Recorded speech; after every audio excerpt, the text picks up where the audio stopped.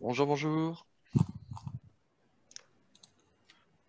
Donc, comme vous voyez, hein, on enregistre. Ça permettra de rediffuser sur la chaîne YouTube. Donc, si vous avez des questions, mettez-les dans le chat et restez en mute autant que possible, s'il vous plaît. Voilà.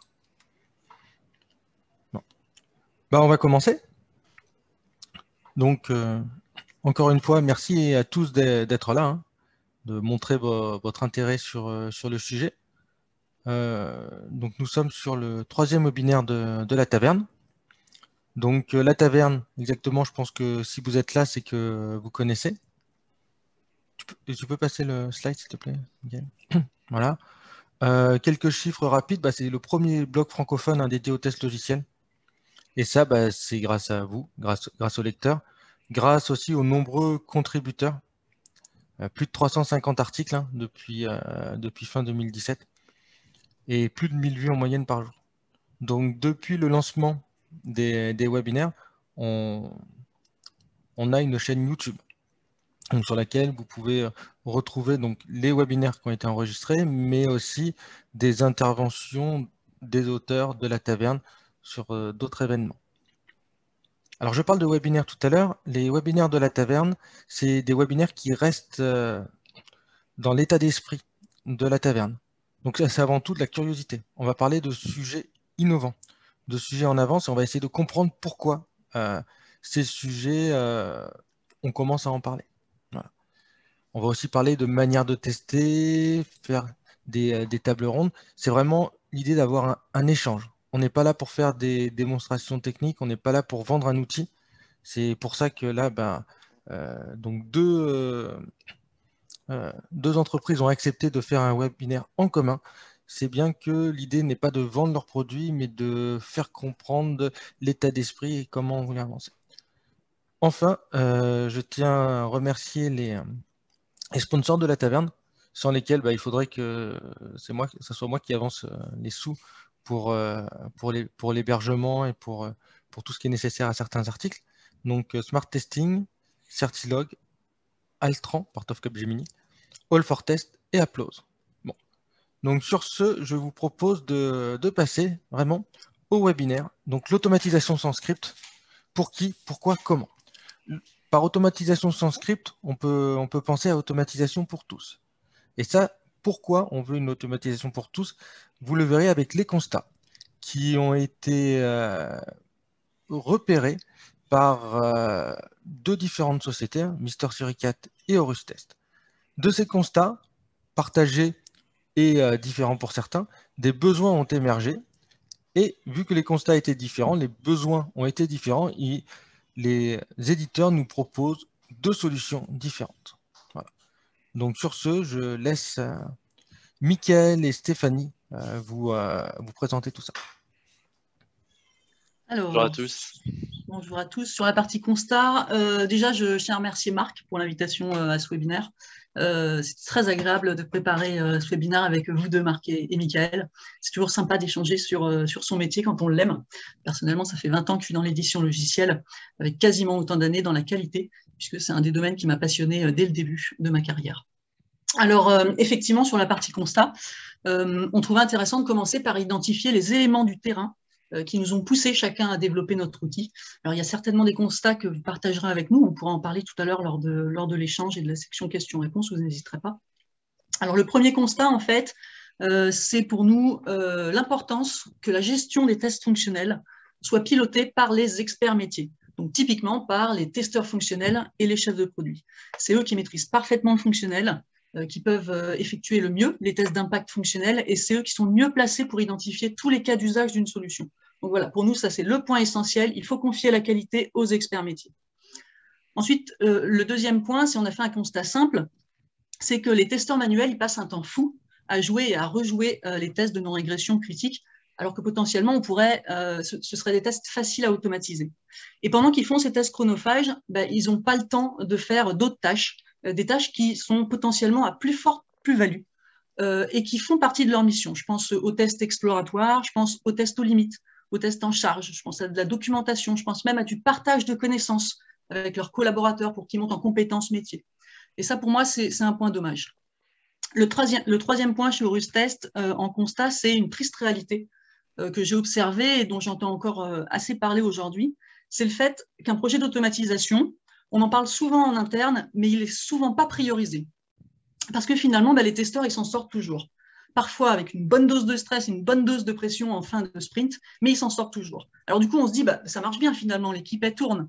Sauf que derrière ça, on ne voit pas l'inconfort que ça génère pour les testeurs. Donc je trouve ça triste en fait que les testeurs, ils aient souvent pas le temps de bien tester comme ils le souhaiteraient. Voilà, ça c'était les 3 constats qu'on a fait côté Horus Test. Merci Stéphanie. Pour le coup, moi aussi, je remercie Marc effectivement pour ce webinaire. Comme Stéphanie, je suis passionné de tests et de qualité depuis plusieurs années. Hein. Je participe aussi, même activement, à l'organisation des JFTL, qui est le rendez-vous incontournable chaque année. J'espère que celui de l'année prochaine, il y aura beaucoup de nouveautés, j'espère, l'année prochaine. Alors, moi, côté constat, effectivement, côté Mister Suricat, on a aussi vu des constats, effectivement, au niveau coût. On est d'accord que l'automatisation, c'est un investissement. C'est-à-dire, en gros, c'est pas quelque chose qu'on va mettre à la légère. Et souvent, c'est compliqué, justement, d'investir dans l'automatisation quand on n'a pas une visibilité sur les coûts et surtout qu'on se dit que ça risque de coûter plus cher que du test manuel.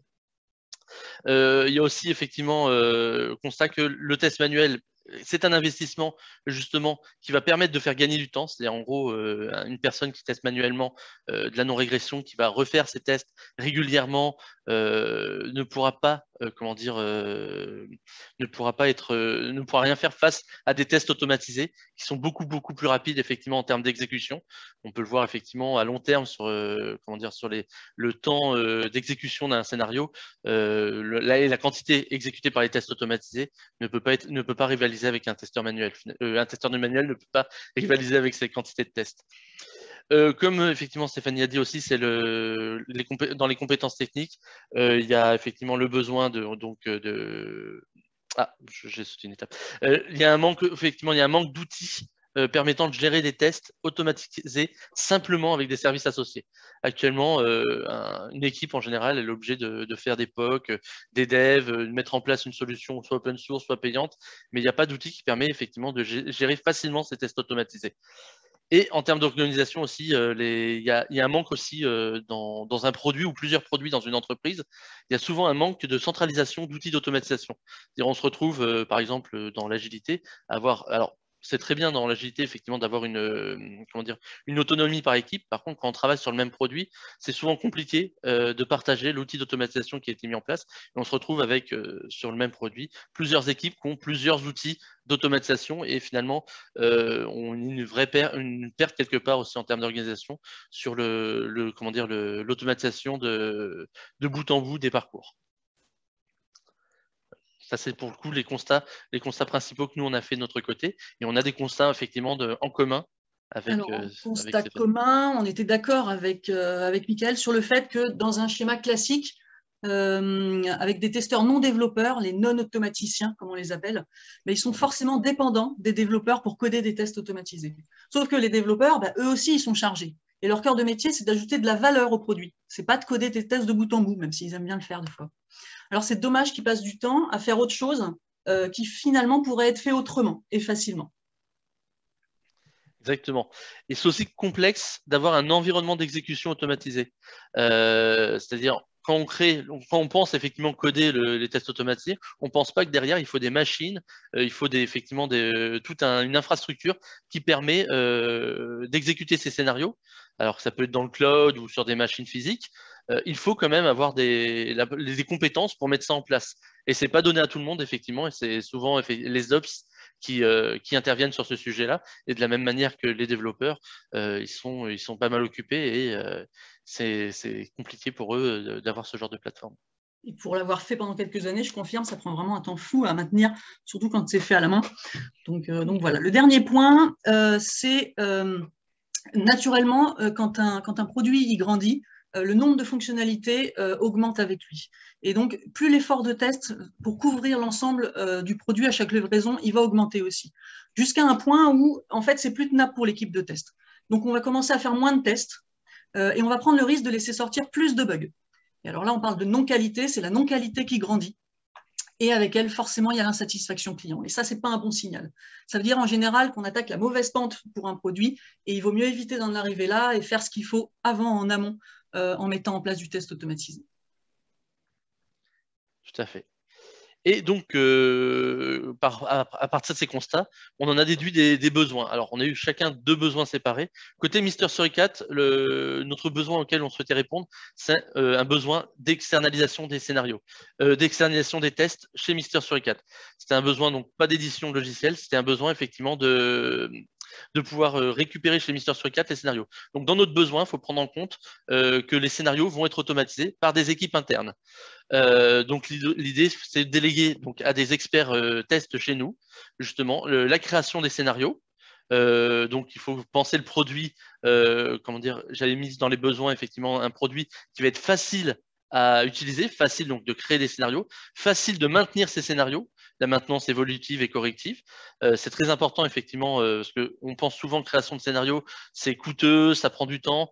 On ne pense pas effectivement à tout ce qu'il y a analyse et maintenance derrière, qui est un centre de coût assez important et qu'on n'anticipe pas forcément quand on met en place la solution d'automatisation. Et donc là, nous, on a pensé qu'il fallait faire quelque chose de simple pour créer les scénarios, simple pour les maintenir, simple pour les analyser les incidents. Donc le but, c'est d'avoir aussi une gestion d'incidents et de scénarios en échec pensés et réfléchis derrière. Et donc pouvoir effectivement aussi remonter simplement et de manière claire les alertes à nos différents clients, vu qu'on parle ici des externalisations, via différents canaux, les canaux effectivement que le client peut avoir besoin. Donc tout ça, packagé dans un outil central, donc qui n'est accessible qu'en interne, pour une automatisation simple, et on prend effectivement pour permettre d'automatiser tout ça, on prend des profils qui ne sont pas du tout techniques, qui ne sont pas du tout testeurs, qui ne sont pas du tout développeurs, automaticiens. On prend des profils justement juniors qui progressent beaucoup dans le sujet, qui ont un bon esprit d'analyse quand même, c'est un minimum, et qui peuvent automatiser. Donc simplement, on verra effectivement avec la démo tout à l'heure, des scénarios pour nos clients. Et côté Aurustest, il y a des besoins forcément qui vont être communs. On parle d'un outil d'automatisation, mais si on commence aussi par redéfinir la cible, nous, on s'adresse à un profil utilisateur qui est le testeur fonctionnel et l'expert métier. Et comme qui peut le plus, peut le moins, si les développeurs veulent utiliser Aurustest, welcome. Mais la différence avec Mister Suricat, ce que disait Michael, c'est que eux, leurs clients de l'outil, ils sont internes, alors que nous, les clients chez Aurustest, ils sont externes. Ça change un petit peu la donne.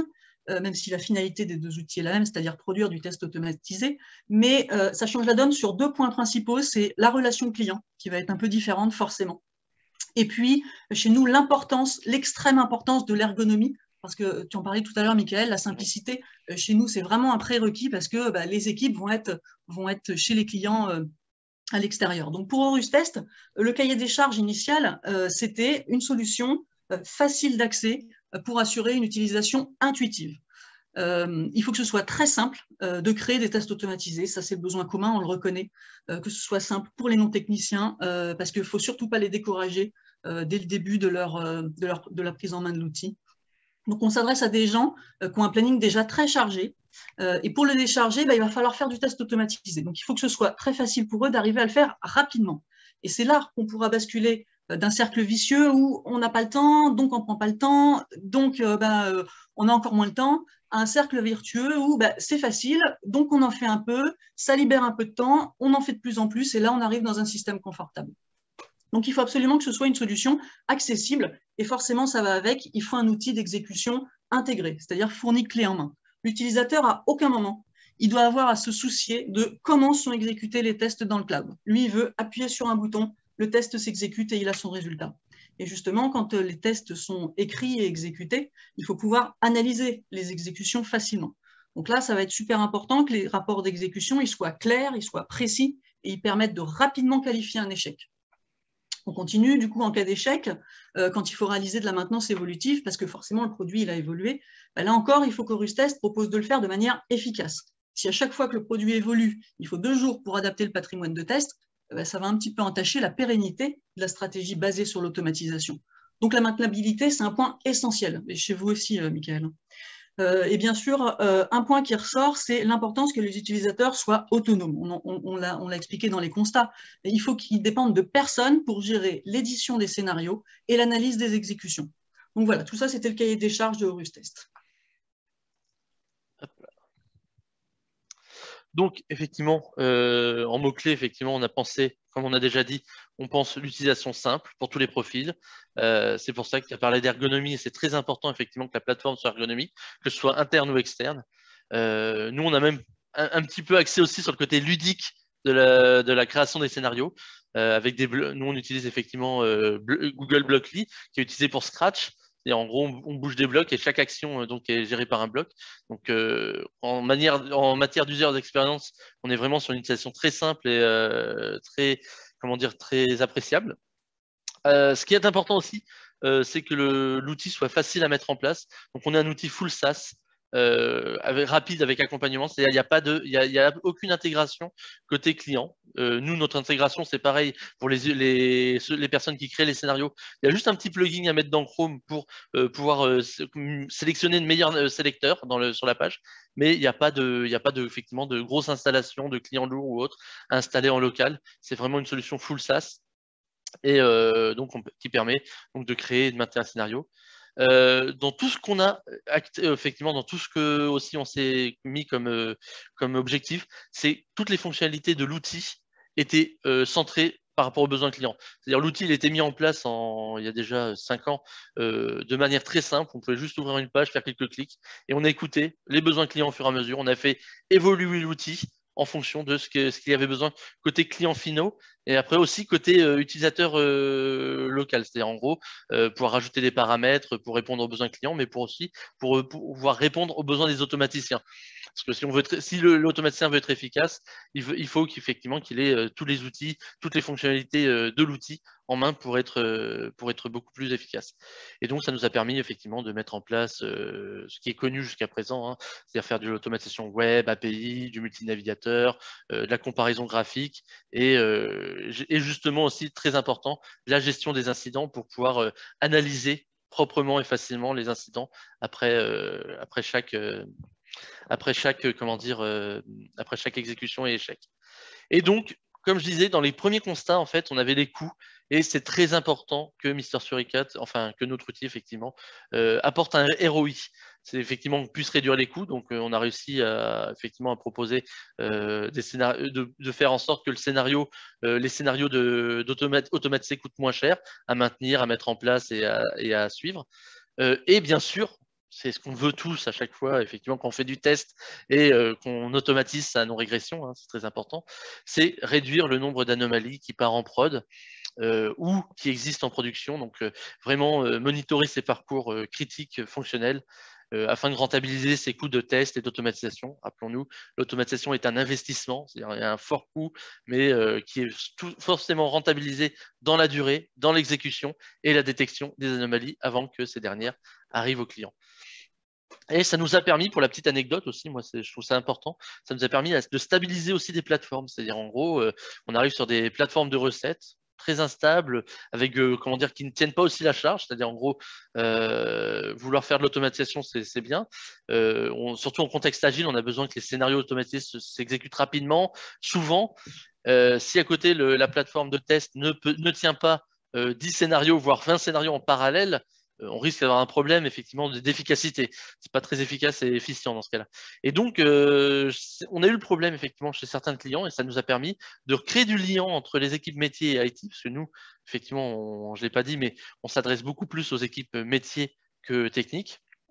Et ça permet de recréer du lien pour avoir derrière des plateformes qui sont stabilisées, comment dire, qui puissent même sur une plateforme de test, qui puissent supporter une charge assez moindre au final de quelques exécutions en parallèle et justement d'augmenter donc la qualité des tests automatisés, mais derrière aussi permettre d'augmenter la qualité pour les testeurs manuels parce que il y a toujours du test manuel, bien sûr, derrière. Hein. On ne peut pas tout automatiser. Et les testeurs manuels ont toujours leur plus-value sur certains périmètres. Et c'est toujours agréable quand les testeurs manuels viennent vous remercier après parce que grâce aux tests automatisés qu'on a mis en place sur la plateforme, ça leur permet, eux, d'avoir une meilleure plateforme et de pouvoir comment dire, tester de manière plus efficace aussi manuellement, ce qu'ils ne pouvaient pas forcément faire avant qu'un investissement tel que l'automatisation soit mis en place. Voilà. Excusez-moi la souris. Je te laisse la main pour le coup. Ouais, tu disais le test manuel, de toute façon, on en a besoin pour qualifier les problèmes, même en cas d'échec, il n'y a pas le choix. Du coup, chez nous, on a exposé le constat tout à l'heure, on a vu le cahier des charges, donc maintenant, on va regarder la solution pour y répondre.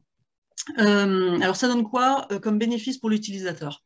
Au final, dans les faits, aujourd'hui, on constate que l'utilisateur, il parvient facilement à adopter l'application parce que, pareil, c'est une application full SaaS, c'est facile, il y a juste une petite extension Chrome à installer. C'est grâce à elle, en fait, que l'édition du scénario va se faire simplement, on le verra tout à l'heure dans la démo. Après l'installation, l'utilisateur, il parvient rapidement à créer des tests automatisés, c'est des retours qu'on a. Et on a réussi à atteindre ce niveau-là parce qu'on a fait appel à plusieurs ergonomes qui ont travaillé avec nous dès le début de Horus Test. Et c'était un point d'honneur pour nous de mettre au cœur de la création de l'outil une équipe d'ergonomes. Donc on le verra tout à l'heure, on configure les scénarios en local dans Chrome et puis ensuite on les exécute dans le cloud. Et la semaine dernière, on a encore fait une session d'expérience, de retour d'expérience avec un client qui saluait le côté facile d'accès et ludique pour ses collègues non techniciens. Donc on est content d'entendre ça parce que c'est quand c'est les clients qui le disent, on sent qu'on a atteint l'objectif qu'on s'était fixé. Donc ça, c'est chouette. L'autre point, un autre point, c'est comme Mister Suricat, ce que tu viens de dire, Michael, les besoins des clients sont au centre de la roadmap. Donc, on a choisi d'adopter la méthodologie Lean. Donc, on enrichit l'outil au fil de l'eau et uniquement avec les besoins que les clients remontent. Une nouvelle fonctionnalité, elle naît forcément d'un besoin client qui nous est remonté. Donc, dans ces cas-là, on l'analyse, on le regarde, on regarde si c'est utile pour la communauté, on arbitre et on implémente ou pas en fonction de l'arbitrage. Par ailleurs, on met un point d'honneur à ce qu'un client il ne perde pas de temps à cause de Horus Test. On est là pour leur en faire gagner, donc il ne faut surtout pas qu'ils en perdent. Donc on est présent pour eux avec un support très réactif pour les aider dans l'usage de la solution, dans l'analyse des résultats, dans les questions qui peuvent se poser au quotidien sur l'usage de l'outil. Et on tient vraiment à cette proximité. Pour nous, en fait, ça fait partie de l'ADN de Horus Test. En gros, on bichonne nos clients, quoi. L'outil doit être simple et quand il ne l'est pas encore, on vient en aide aux clients et on l'améliore pour qu'ils le deviennent. Enfin, d'un point de vue global, on se rend compte que la qualité, elle est gérée de manière plus efficace dans les équipes. Ça rejoint un peu ce que tu disais. Parce qu'en fait, la centralisation des scénarios, des rapports d'exécution, ça facilite la communication et l'échange d'informations autour de la qualité du produit, entre tous les acteurs qui tournent autour du produit. Et en fait, avec Horus Test, n'importe qui peut venir consulter facilement les rapports des dernières campagnes de tests. Donc, il y a un gain au quotidien en fait, dans l'exécution des tests, dans la détection des bugs et dans leur qualification. Donc là encore, en retour d'expérience, on a un client qui gère une market parts qui nous a dit Horus Test, il y a un avant, il y a un après, et aujourd'hui, on ne pourrait plus faire sans. Donc voilà, quand on a ce retour, on sent qu'on est sur la bonne voie et ça fait plaisir, ça donne envie de continuer. Alors, effectivement, de tous ces constats, des besoins et de la solution imaginée, donc voilà, de notre côté, il y a Mister Suricat qui est né. Donc, c'est une solution effectivement de full service dédiée à l'automatisation des tests fonctionnels qui permet donc, comme je l'ai dit au départ, d'externaliser les scénarios et donc d'internaliser, donc de créer les scénarios en interne chez Mister Suricat. Donc, on ne laisse pas actuellement la main à l'outil au client qui, lui, récupère juste les alertes et des KPI effectivement d'exécution. Donc, comme j'ai dit, la solution a été pensée pour faire du desktop, responsive, multinavigateur, de l'API, du web, tout ce qu'on attend effectivement aujourd'hui, le minimum qu'on attend actuellement d'une solution d'automatisation, et 100% effectivement SaaS. Et comme je disais, on a accès vraiment pour la partie automatisation sur la création, la maintenance simplifiée et l'analyse des scénarios. C'est vraiment notre maître mot et on a pu effectivement mettre ça en place avec beaucoup de nos clients. Il y a des KPI qui viennent après et qui nous permettent d'automatiser efficacement des scénarios comme on pourra voir lors de la démo quelques instants. Alors, sur la solution, bon, concrètement, avant de vous présenter une petite démo de l'outil, on va juste s'arrêter sur la cartographie fonctionnelle. L'idée, ce n'est pas de rentrer dans les détails de cette cartographie, mais juste en 3 mots, ce qu'on peut dire, c'est que Horustest cible les navigateurs Chrome et Firefox d'une manière assez traditionnelle. Et surtout, un des gros avantages pour l'édition et la maintenance du scénario, ça va être les blocs d'étapes. En fait, les blocs d'étapes, c'est des séquences d'étapes réutilisables qu'on va retrouver à plusieurs endroits dans les tests et qu'on va pouvoir, à la manière d'une brique Lego, intégrer facilement dans un scénario. Donc, sans avoir à dupliquer toutes ces séquences dans tous les tests qu'on a besoin. Par exemple, si j'utilise un menu pour rejoindre une page, et si je vérifie que la page sur laquelle je suis est bien affichée, et que je mets tout ça dans un bloc d'étapes, le jour où la page change, on a juste à changer dans le bloc d'étapes qui liste cette séquence, et pas à tous les endroits dans le patrimoine de test qui utilisent cette page. Et ça, on imagine tout de suite le gain en fait pour la maintenance. Ça, c'est un chouette point. Et un autre point intéressant que je peux soulever ici, c'est la toolkit, c'est la boîte à outils en fait de Horustest. En fait, c'est une boîte d'outils web optimisée pour le test automatisé. Donc, qui répondent à des besoins très classiques de test fonctionnel web. Par exemple, consulter une boîte mail, vérifier qu'un email a bien été reçu, cliquer sur un lien d'activation dans un email. Mais ça peut être aussi exécuter des requêtes SOAP, REST, curl, OpenSSL.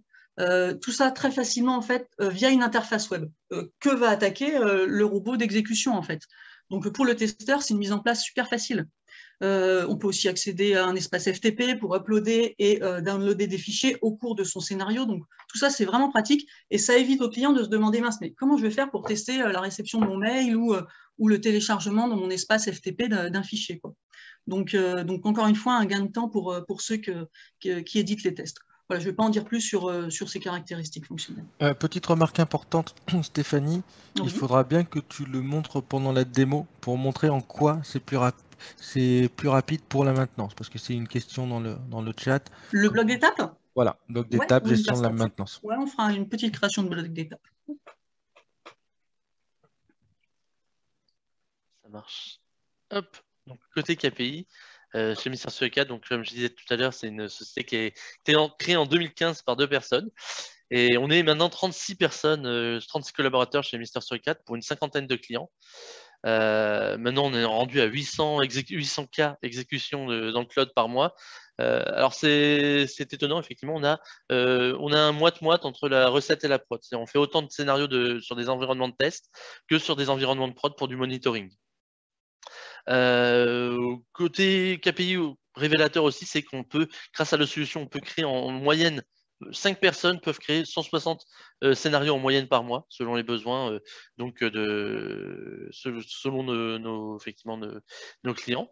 Parce qu'effectivement, après, le temps de création peut fluctuer par rapport à la difficulté des sélecteurs, à plusieurs critères qu'on peut avoir lors d'automatisation. Et ça, effectivement, c'est pas, comme on en discutait avec Stéphanie, c'est pas forcément un KPI intéressant de savoir le temps par scénario. C'est important aussi, c'est de savoir que chaque mois, on crée 1200 incidents et sur ces 1200 incidents, il y a on a effectivement 200 notifications d'incidents par jour. Donc quand je parle de nouveaux incidents créés par mois, il faut savoir qu'un incident, on ne crée pas un incident à chaque problème, c'est-à-dire en gros, notre système d'incident est intelligent, c'est-à-dire en gros, un incident peut se fermer et peut se réouvrir. C'est-à-dire les anomalies ne sont pas one-shot. Donc il y a quand même un grand nombre d'incidents. On voit que les sites sont souvent instables et donc on a pu remonter plusieurs bugs et permettre à des clients donc de ne pas avoir de bugs en production ou alors détecter des bugs en production d'un grand nombre de fois par mois, voire même par jour. Alors, nous, on a lancé le bêta-test en 2019, en fait. Ça faisait suite à une étude d'usage qui a duré 6 mois sur le prototype, étude d'usage pilotée par les ergonomes. Le but, c'était, comme on l'a dit tout à l'heure, de s'assurer de pouvoir satisfaire la double cible, technicien et non technicien. Ensuite, la commercialisation a commencé en 2020. Aujourd'hui, on a une dizaine de clients répartis sur la France. Et là, ça progresse pas mal ce dernier trimestre, notamment parce que depuis cet été, l'équipe s'est agrandie. On est maintenant 7 dans l'équipe de Horustest. Et ça permet vraiment de faire plus de choses. Alors, au niveau des statistiques, on va être beaucoup plus humble que Mister Suricat. Aujourd'hui, nos clients, ils exécutent à peu près 5000 tests par mois. Donc, on est loin des 800 000. Mais en termes d'exécution, on pousse les clients à essayer d'être le plus atomique possible dans leurs tests, de manière à avoir des délais les plus courts possibles en temps d'exécution. Et du coup, on a un temps d'exécution moyen de 2 minutes. Ça parce que ça permet, en fait, en cas d'échec, de cibler plus rapidement le problème. Alors, c'est pas toujours facile à mettre en place, hein, mais c'est une bonne pratique qu'on conseille. Voilà, on ne va pas s'éterniser plus sur les KPI, il n'y a pas grand-chose de plus. Alors, on va passer à la démo. Donc, mon challenge, c'est de vous proposer un scénario, de vous automatiser un scénario en 5 minutes sur la taverne du testeur, hein, quitte effectivement à sélectionner un site. Pour le coup, donc, on va créer effectivement les différents scénarios. Alors ici, j'ai effectivement mon scénario. Et on va, donc comme je disais, avec Google Blockly, on va créer effectivement des groupes. C'est un peu des Lego qui vont nous permettre de créer notre scénario. Donc on va nommer ces groupes, c'est important après pour la visualisation. Ça nous permet de voir, de mieux catégoriser les étapes. Donc par exemple, qu'est-ce qu'on va faire aujourd'hui? On va aller sur les liens utiles, par exemple, qui sont sur le bandeau en haut. Donc je vais appeler mon étape tout simplement cliquer sur lien utile. Faire en sorte que donc les actions sont directement, j'ai perdu ma souris, les actions sont directement dans différents blocs. Alors pour la sélection pour le choix du sélecteur, on reste assez artisanal. On a prévu effectivement prochainement de mettre des choses en place pour être un peu plus efficace, mais vu qu'on est sur un besoin interne, on reste effectivement sur la sélection directement via le navigateur en utilisant comment dire, le web dev. Et on peut cliquer, simplement récupérer le sélecteur qu'il nous propose, le mettre dans notre petit outil, et là, il va nous proposer un meilleur sélecteur ou sélecteur identique qu'on a là pour justement sélectionner l'objet. Donc là, je vois que j'ai le sélecteur qui correspond. Je peux même l'afficher si je veux pour être sûr que je prends le bon. Je vais le mettre là, et après, je vais faire en sorte d'attendre la navigation. Quand je clique là, je vais vérifier que je navigue bien vers lien utile ici. Donc là, bien sûr, je vais sauvegarder mon scénario. Alors là, par contre, c'est important vu qu'on a plusieurs personnes qui automatisent en même temps. On a mis une fonctionnalité qui permet de bloquer le scénario. Qui permet de bloquer. Oui, c'est du Scratch, exactement. C'est inspiré du Scratch. C'était l'idée, hein, parce que Scratch a montré effectivement chez les enfants que ça marchait très très bien, que c'était ergonomique et très efficace. Et ben, pour les adultes, c'est pareil en fait. Et donc, ça rajoute un petit côté ludique. C'est facile de déplacer un bloc. On peut faire du copier-coller très vite si on avait besoin. Justement, ça montre là l'efficacité. C'est si j'ai besoin effectivement de vérifier autre chose. Donc là, par exemple, sur une nouvelle page. Donc là, on va arriver sur la nouvelle page lien utile.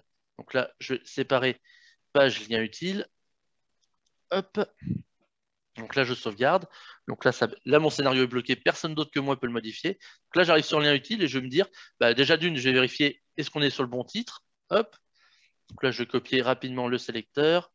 Je vais vérifier s'il me propose ou pas un sélecteur. Voilà, un tree title. Il me dit que c'est le meilleur sélecteur. Je fais voir, il me fait voir ça. Parfait. Donc là, je vais lui demander, eh ben, écoute, puisque hop, je vais lui demander de me faire voir si le sélecteur en question contient le texte lien utile. Donc là, tout simplement, hop, là, il me dit, là, je peux récupérer mon texte. Alors, il faut faire attention, c'est toujours le texte qui est affiché et le texte qui est dans le DOM, il y a souvent des petites différences. Il faut bien prendre le texte qui est dans le DOM. Ici, je mets une petite échappatoire pour justement s'il y a une problématique de, comment dire, de cache ou Caractère autre. blanc. Comment? Caractère blanc. Oui, enfin, non, c'est plutôt aussi pour pas prendre en compte ce qu'il y a après ou avant, et aussi si c'est écrit de manière majuscule ou minuscule, de pas forcément le prendre en compte. Donc, je vérifie effectivement qu'il y a bien ça d'affiché. Donc là, vérification des différents liens. Donc là, ici, on peut choisir la catégorie. Donc là, c'est Homepage. Donc on peut modifier la catégorie de mes différents blocs, ce qui permet, quand le scénario tombe en échec, donc là c'est avec ces catégories plutôt, quand le scénario tombe en échec, ça nous permet de mieux qualifier l'incident. Et en gros, on va avoir un incident qui va avoir effectivement la catégorie qu'on a indiquée là, avec le côté bloquant ou non bloquant. C'est-à-dire, le scénario sera toujours bloqué. Mais pour le client, effectivement, c'est important de savoir si l'étape en question, par exemple, si je ferme une popine, c'est pas forcément bloquant. Si je peux pas accéder au panier, là, c'est bloquant. Et on va avoir la catégorie. Donc, on saura tout de suite quand l'incident est créé, si on est sur quelle page on est et sur quelle est la criticité. Ça nous permet aussi de rediriger, via un système de notification avancé, de rediriger l'incident directement aux bonnes équipes. Donc là, j'ai oublié un truc tout bête, mais j'ai pas mis l'URL de départ. Et ce qui est important quand même de dire qu'effectivement, hop, je mets pas le lien utile, de commencer sur une URL. Je peux choisir le navigateur. Donc là, j'ai Chrome. Je peux choisir Chrome, Firefox, Safari ou Edge. Donc là, on va rester sur Chrome. Je peux faire effectivement du desktop et du mobile. Et je peux aussi, comment dire, pour des plateformes de recettes, intégrer donc un HT Access si besoin. Savoir que aussi, ce qui peut être demandé, bon, effectivement, c'est zéro intégration, mais ce qui peut être demandé pour passer outre les CAPTCHA ou autres, c'est effectivement une demande de whitelistage des IP. Ça, c'est très, effectivement, c'est indispensable pour certaines plateformes de test qu'on puisse ne pas être bloqué par des Datadome ou des, comment dire, des plateformes, par la sécurité du site en question. Donc là, on va faire cette simple vérification. Donc là, j'ai créé mon scénario, je peux l'exécuter très simplement, sans avoir besoin comment dire, de compiler quoi que ce soit. Le scénario est envoyé donc à une file d'exécution. Donc tout est dans le cloud. Donc il va aller effectivement sur des machines qui vont être générées à la volée. Donc chaque navigateur est indépendant, hein. Il n'y a pas de cookies, il n'y a pas de cookies parasites, il n'y a pas de problème de session déjà ouverte. C'est vraiment un navigateur qui est dédié à l'exécution de mon scénario. Donc là, il va se mettre en queue. À cette heure-là, effectivement, il y a peut-être beaucoup de scénarios en attente d'exécution. Donc là, il y a un petit temps d'attente sur le démarrage en général. Puis, il y a l'effet démo aussi, toujours. En général, c'est plus rapide que ça. Donc là, j'ai fait quelques petites vérifications simples. On va... Dans le doute, hop, je vais recommencer. Ça arrive des fois d'y avoir des petits blocages de rien du tout. Voilà, exactement. Hop. Donc là, on voit la vidéo en live du site en question. Donc là, on voit qu'il a bien cliqué. Donc on a toutes les étapes en dessous. Ensuite, là, il vérifie qu'on a bien un tree title avec lien utile et il est passé. Ensuite, on va avoir les résultats comment dire, qui vont se charger dans un rapport d'exécution qui contiendra effectivement ces étapes, y compris, j'en ai pas mis là effectivement, mais on peut rajouter ici des screenshots, des assertions. Là, j'ai fait effectivement l'attente de l'entry title, j'aurais pu le mettre effectivement en insertion. On peut effectivement vérifier que l'URL est bonne. Il y a plusieurs effectivement, il y a une quantité de blocs qui ont été créés pour les besoins qui répondent justement à des actions d'automatisation, que ce soit web ou mobile. Comme on peut voir ici le MOSTAP, du drag and drop. On peut faire aussi de l'authentification 2AF. On a la possibilité de faire comment dire, d'aller récupérer sur des SMS les codes pour passer des authentifications. Ça, c'est très pratique, c'est très demandé. Hop, alors là, le rapport. Donc là, il y a un petit temps effectivement avant que le rapport d'exécution soit généré. C'est ces petits temps effectivement de traitement derrière en fait. À chaque fois qu'un scénario est exécuté, il va voir s'il n'y a pas un incident, il va faire en sorte. Il y a un post-traitement qui permet effectivement derrière hop, voilà. Un post-traitement qui permet donc de faire en sorte que le scénario entre dans tout un système d'incidents et fermer des incidents si le scénario y est associé. Donc, chaque lien vérifié ou cliqué est pris en screenshot. On arrive sur la page. Là, je lui ai demandé de vérifier le lien utile. Il a pris un screenshot effectivement sur toute la page. Et on a les captures d'écran. Bah, là, j'en ai pas fait effectivement. Là, sur un petit scénario comme ça, il n'y a pas forcément la récupération. Mais logiquement, on a l'affichage effectivement comment dire, des requêtes et la console en cas d'erreur. Justement, ça permet de mieux débugger. Comment dire, de mieux débugger le scénario en cas d'erreur, ce qui permet de faciliter l'analyse. Donc les screenshots sont très importants et les requêtes, les différentes requêtes chargées sont tout aussi importantes. En ce qui concerne effectivement la maintenance, quand un scénario est en échec, on va pouvoir revenir, on voit l'étape ici qui est en échec. Donc là, l'étape va virer au rouge. Ça nous permet d'arriver sur l'étape, de reproduire le scénario à la main et de vérifier où le problème, où le scénario doit être corrigé, ou si effectivement derrière il y a un incident, le remonter au client. Voilà. Je crois que je suis bon, effectivement. J'ai pas dépassé j'espère ne pas avoir dépassé mes 5 minutes. Je Non, vais c'est bon, laisser, mais il y a une question pour toi. il y a une question. C'est quoi le nom de l'extension qui permet de localiser le sélecteur? Alors, c'est une extension maison. En fait, c'est Mister Suricat Selector Extension. S'il y a besoin de le mettre à disposition, pourquoi pas, à un moment, effectivement. Mais il est effectivement très pratique. Alors, comment dire, il a été fait pour répondre à nos besoins, donc il est assez rudimentaire. Mais c'est vraiment pratique de pouvoir effectivement récupérer un sélecteur rapidement en cliquant. Voilà, cliquant, tap, top. Et là, quel que soit le sélecteur, il va nous proposer toujours la meilleure solution. Après, on peut aussi faire en sorte d'afficher en plus. Et ici, on peut utiliser le sélecteur qui va être logiquement parmi les plus robustes. Après, l'outil effectivement répond à des besoins internes et on peut toujours faire mieux quand même sur les sélecteurs. C'est-à-dire, en gros, c'est très efficace, mais je pense que on va forcément, je pense, l'améliorer par la suite. Hop.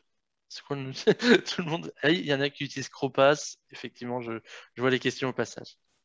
Je vais laisser la main à Stéphanie qui va pouvoir partager son écran. Allez. Hop. Alors, vous voyez mon écran. Oh là, il y a plein de choses qui s'affichent dedans. OK. Donc là, on arrive sur... Tout le monde voit mon écran? Oui, Allô? Oui, je vois ton écran. Entendu. Du coup, on arrive ici sur l'espace Horus Test. On arrive sur la liste des projets. Typiquement, on a créé un espace pour la taverne du testeur. Et le projet dans Horus Test, c'est l'entité de plus haut niveau. Donc, c'est lui qui va contenir l'ensemble des tests du patrimoine de test. Et on va regarder comment... Alors, comment je fais pour enlever ça? Oh, voilà. Comment on crée un test dans Horus Test? Donc, il suffit déjà de le définir. On va faire un petit tour sur le site. Et puis, on peut lui mettre une petite description. Et le petit tour, on peut dire que c'est c'est de criticité critique. Voilà. Une fois que le test il est créé, on arrive sur la vue supervision. C'est depuis cette vue-là en fait, qu'on va piloter l'exécution dans le cloud et les rapports d'exécution dans le cloud. Mais avant de pouvoir le lancer dans le cloud, il faut déjà configurer le test. Donc, pour ça, on passe en mode édition. Et en mode édition, il y a deux manières de créer un scénario. Soit on va le faire du mode session. En mode session, en fait, il va y avoir un navigateur qui va s'ouvrir en local et on va enregistrer toutes les actions qui vont être faites dans cette fenêtre. Avec ça, ça va permettre de créer la trame des actions du scénario. Et puis, une fois qu'on a la trame des actions du scénario, ensuite, en mode étape par étape, on va venir insérer les vérifications utiles pour rendre le test plus robuste. Donc, on y va typiquement. Un mode session, ça se présente comme ça. Il y a une fenêtre qui s'ouvre. Il nous demande la première chose, c'est l'URL à rejoindre.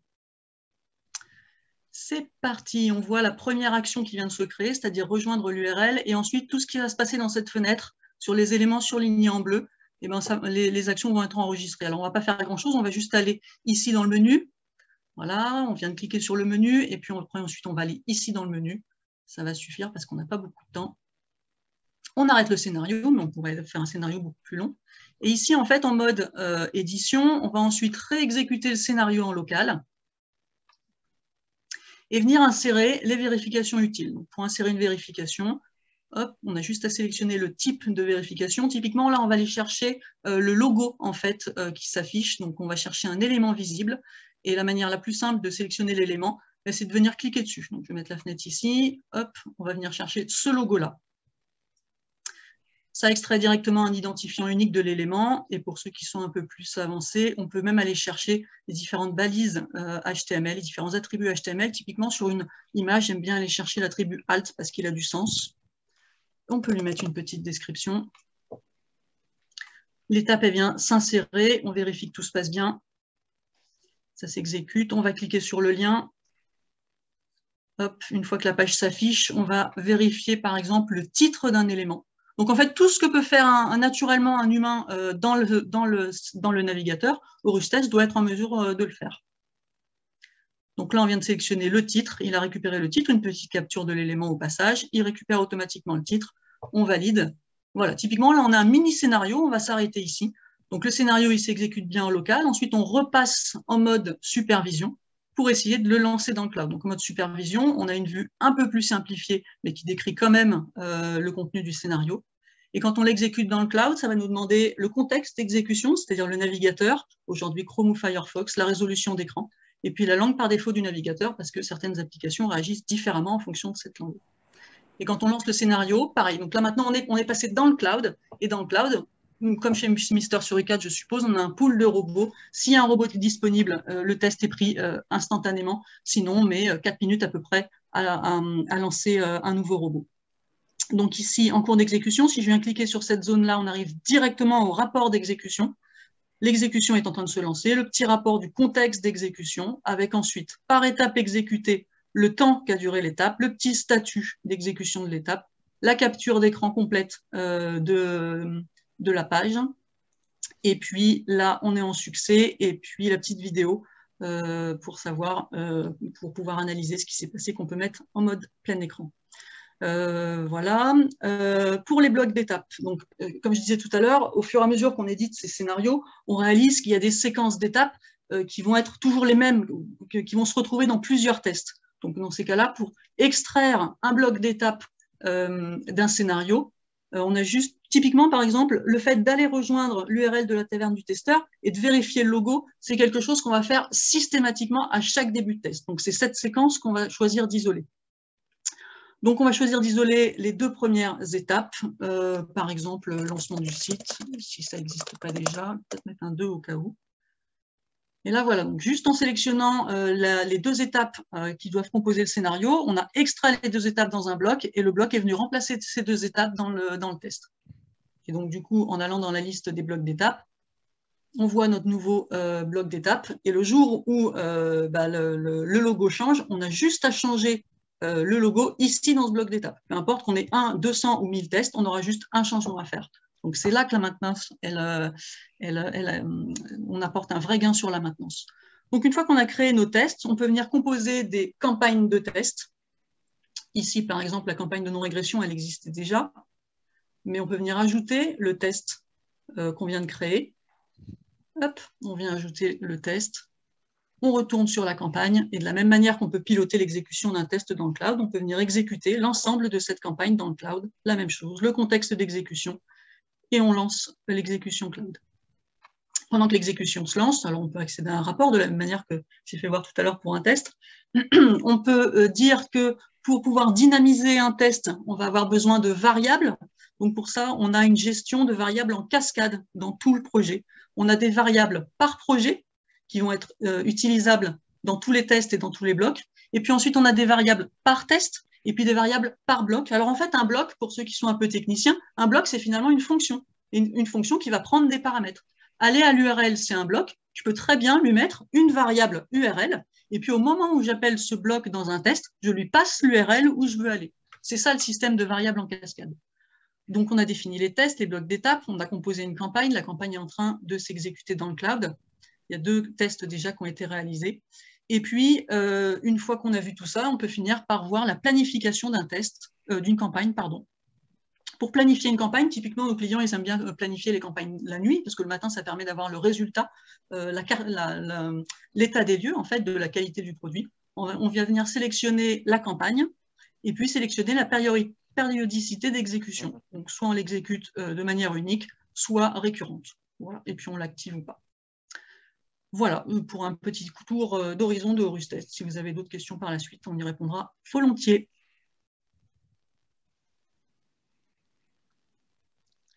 Ah, effectivement, maintenant on va passer. Hop, je reprends la main sur l'écran.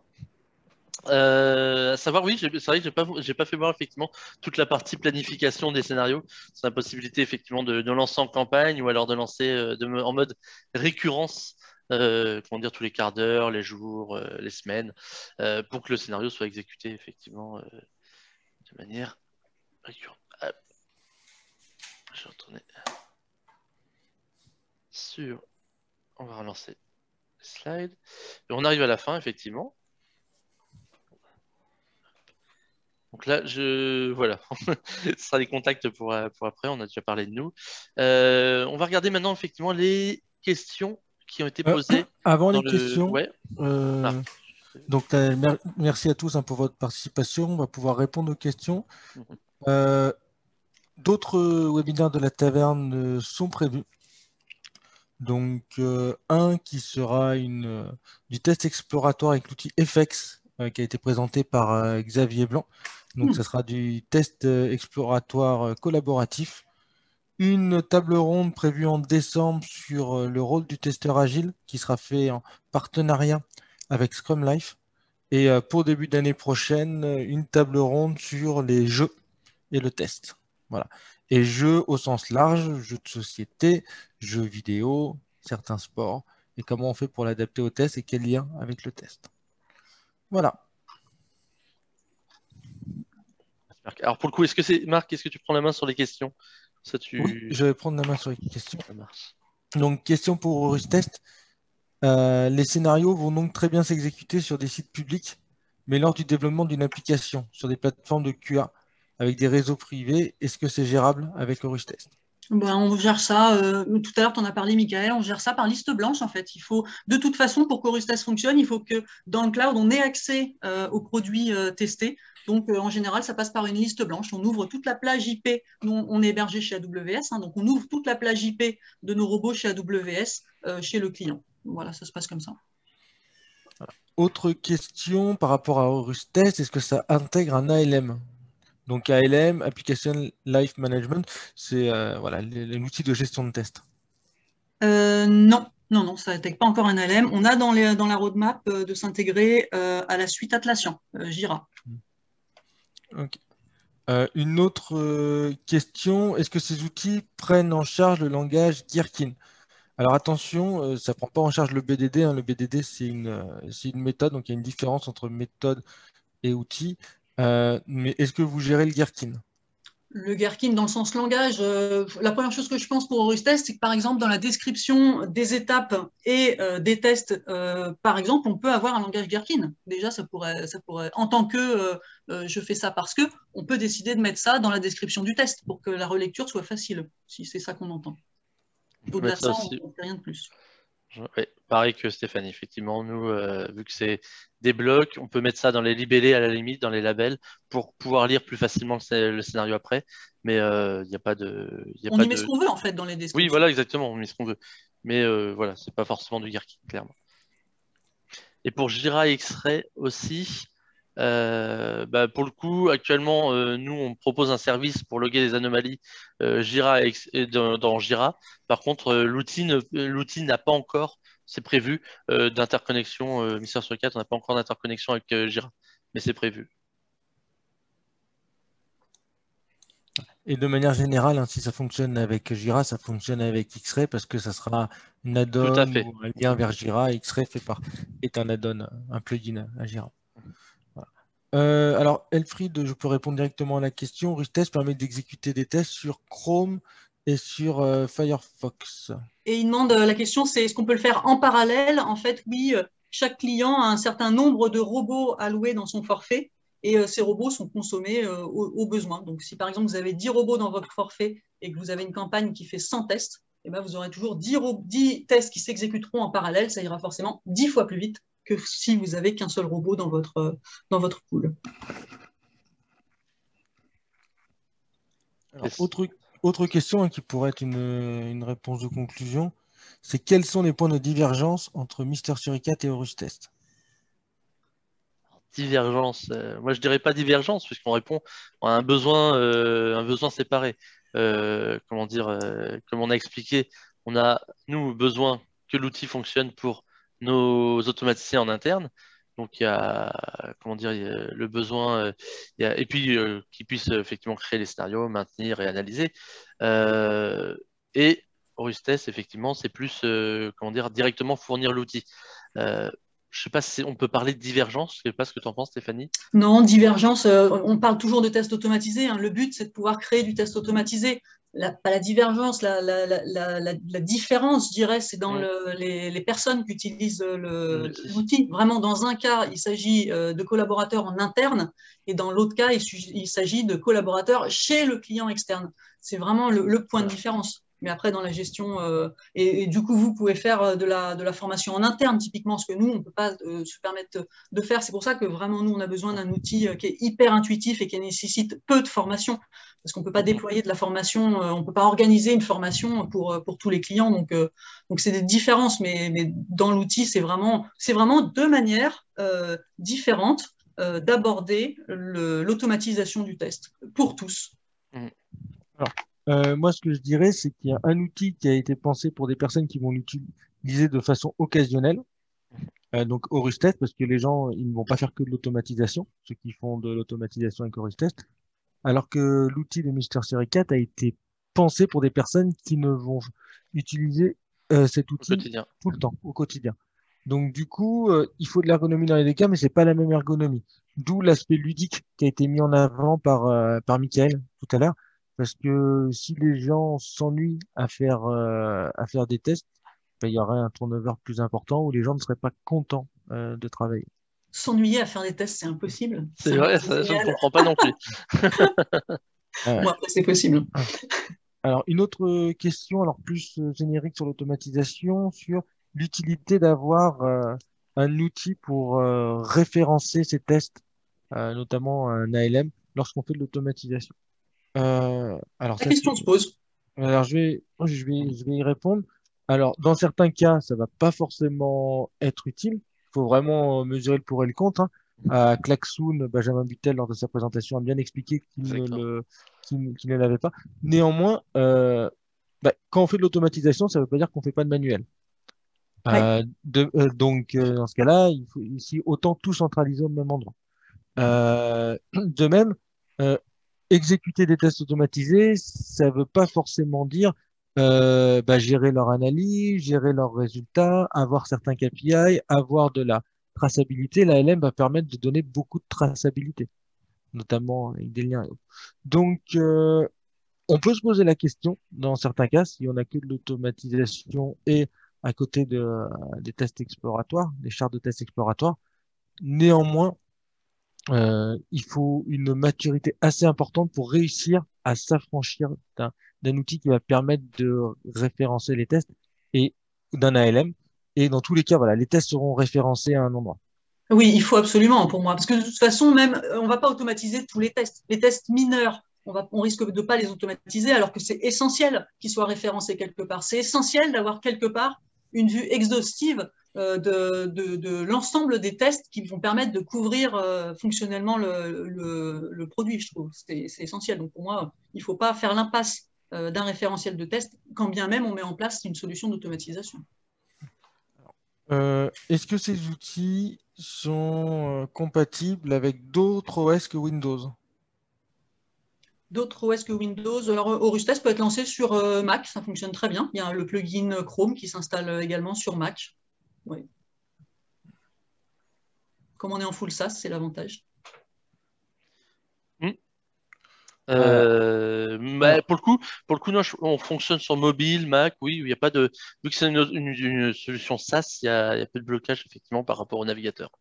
En interne, vous avez des consultants qui sont sur un autre système d'exploitation que Windows, vous, Michael? Alors oui, il y a besoin effectivement pour reproduire les cas, il y a besoin effectivement de comment dire d'avoir un comment dire d'avoir un Environnement.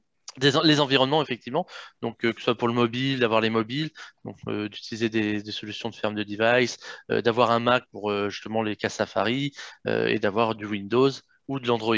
Donc oui, Oui, il y a j'utilise votre outil sur un Mac, depuis un Mac. voilà depuis un Mac. Donc il n'y a pas de blocage particulier à ce niveau-là.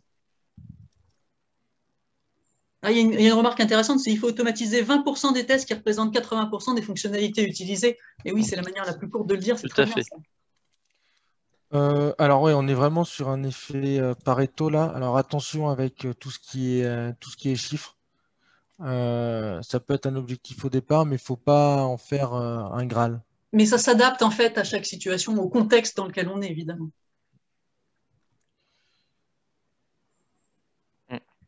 Alors là, je voulais une question sur les API. Comment tester une API? Alors, effectivement, nous, on fait du test d'API comment dire, via des blocs, hein, pareil, de la même manière. Hein. On a tout pensé en bloc, hein, c'est simple et efficace. Il y a des blocs pour tout. Il y a un bloc pour tout. Et donc, il y a des blocs API qui permettent donc d'envoyer des requêtes avec un header, des paramètres, un body, de récupérer la réponse en format JSON ou XML et de la parser pour faire les vérifications. Et ensuite, faire du chainage de requêtes API. Donc, ça en fait effectivement, après en démo, ça reste un peu plus technique. Le but, c'est Ouais. l'API, ça reste un peu plus technique par rapport au fonctionnel. Donc, il y a un côté un peu moins visuel à montrer ça en démo.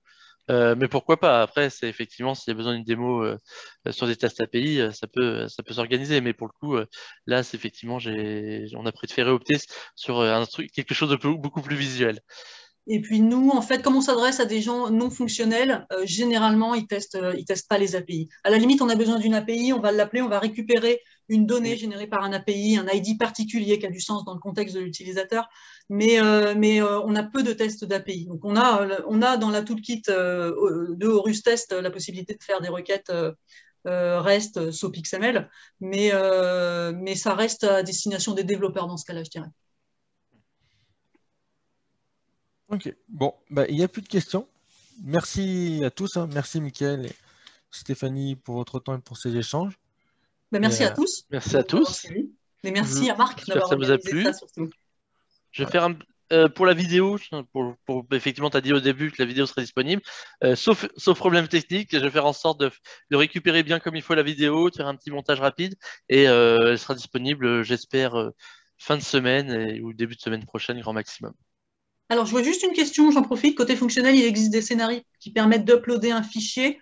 Michael, vous supportez Oui, l'upload de fichiers? bien sûr, tout à fait. Ouais, ouais. Nous aussi, côté Horus Test, on peut uploader un fichier, soit un fichier qu'on a téléchargé au cours d'un Mhm, scénario, soit un fichier qu'on a en local sur la machine. Les deux sont possibles. exactement.